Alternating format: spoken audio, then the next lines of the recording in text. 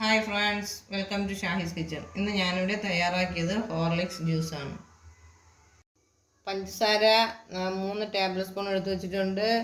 1 glass പാല്, കസ്കസ് കുറച്ച് വെള്ളത്തിലിട്ട് വെച്ചിട്ടുണ്ട്. ഒരു നേന്ത്രപ്പഴം, ഏലക്ക പൊടിച്ചത് കുറച്ചെടുത്ത് വെച്ചിട്ടുണ്ട്. ഹോർലിക്സിൻ്റെ 2 കവർ എടുത്ത് വെച്ചിട്ടുണ്ട്.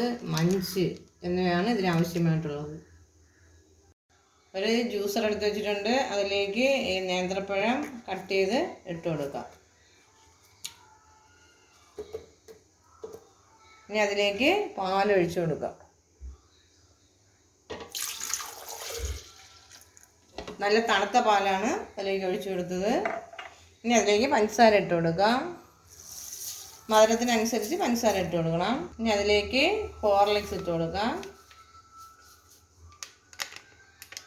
ഇനി എടുത്ത് വെച്ചിരിക്കുന്ന മഞ്ചിനെ കൂടി അതിലേക്ക് ഇട്ട് കൊടുക്കാം.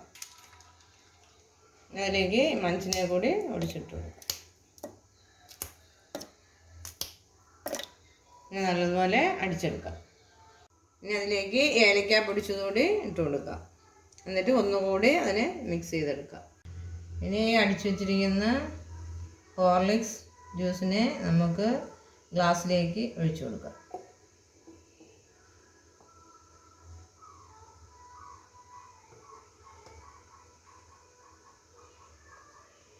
ഇനി അതിന് മുകളിലേക്ക് കസ്കസ് കൂടി ഇട്ട് കൊടുക്കുക.